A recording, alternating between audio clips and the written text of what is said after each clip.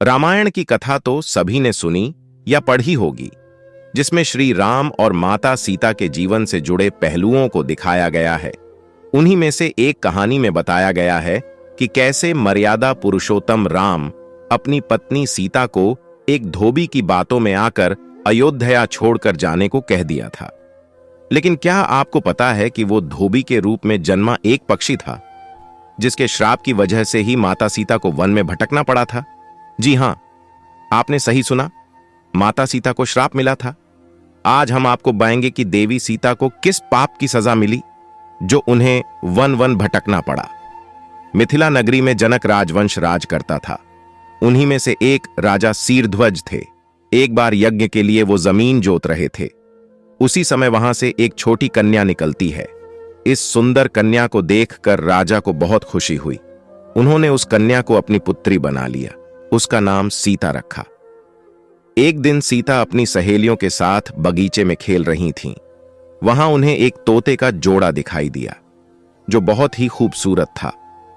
वे दोनों पक्षी एक पर्वत की चोटी पर बैठकर बातें कर रहे थे। पृथ्वी पर श्री राम नाम से विख्यात एक बड़े सुंदर राजा होंगे। उनकी महारानी का नाम सीता होगा।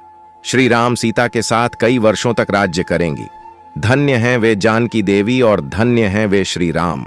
तोते की ऐसी बातें सुनकर सीता ने सोचा कि ये दोनों तो मेरे ही बारे में बातें कह रहे हैं। इन्हें पकड़कर मैं इनसे अपने जीवन से जुड़ी सारी बातें पूछ सकती हूं। इसीलिए उन्होंने अपनी सहेलियों से उन दोनों पक्षियों को पकड़कर लाने को कहा। उनकी सहेलियां उस पर्वत पर गईं और दोनों पक्षियों को पकड़कर ले आईं। माता सीता उन पक्षियों से कहती हैं कि तुम दोनों बहुत सुंदर हो। देखो, डरो नहीं, मैं तुम्हें कोई नुकसान नहीं पहुंचाऊंगी।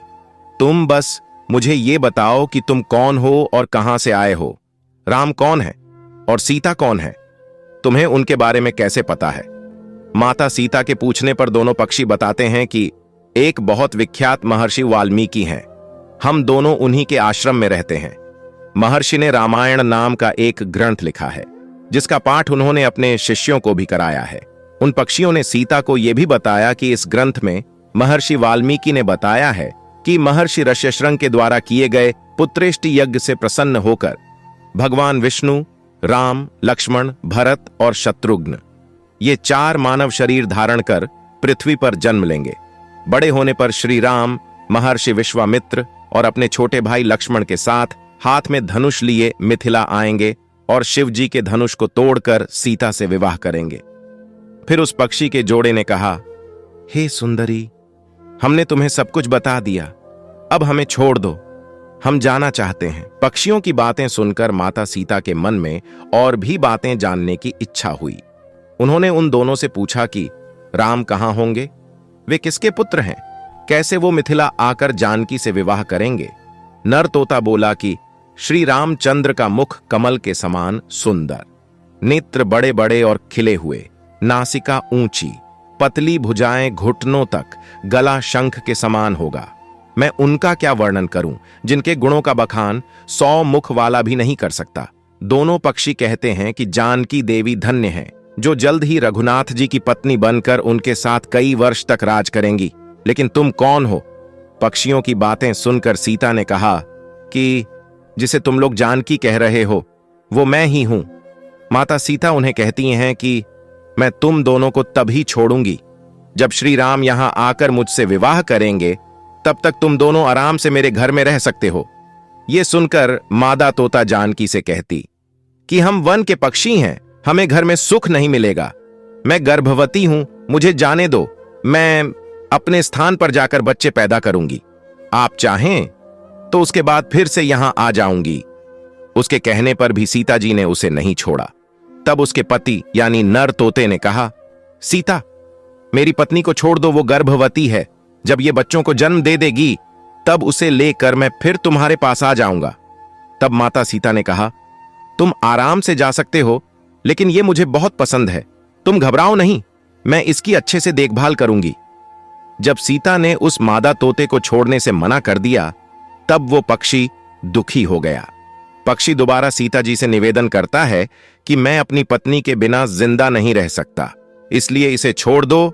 माता सीता, तुम बहुत अच्छी हो, मेरी प्रार्थना मान लो। इस तरह उसने बहुत समझाया, लेकिन सीता ने उसकी पत्नी को नहीं छोड़ा। तब मादा पक्षी ने क्रोध में सीता को श्राप दिया कि अरे, जिस प्रकार तू मुझे इस समय अपने पति से अलग कर रही है, वैसे ही तुझे भी स्वयं गर्भवती की अवस्था में श्री राम से अलग होना पड़ेगा। कुछ दिन बाद पति से बिछड़ने के दुख में मादा पक्षी के प्राण निकल गए। पत्नी की मौत हो जाने पर नर पक्षी दुखी हो गया। फिर वो सीता जी से बोला कि मैं मनुष्यों से भरी श्री राम की नगरी अयोध्या में जन्म लूंगा, मेरे ही कारण तुम्हें पति के वियोग का दुख उठाना पड़ेगा। ये कहकर वो वहां से उड़ जाता है। कुछ साल बाद उसका जन्म अयोध्या में धोबी के घर हुआ। उस धोबी के कारण ही सीता जी का अपमान हुआ। उन्हें अपने पति श्री राम से अलग होना पड़ा। उस तोते का श्राप ही सीता जी के पति श्री राम से बिछड़ने का कारण बना। इसीलिए जब माता सीता गर्भवती थीं, तो उन्हें भी पति से दूर वन में रहना पड़ता है। दोस्तों, तो ये वीडियो यहीं पर खत्म होती है। वीडियो अच्छी लगे तो चैनल को सब्सक्राइब जरूर करें।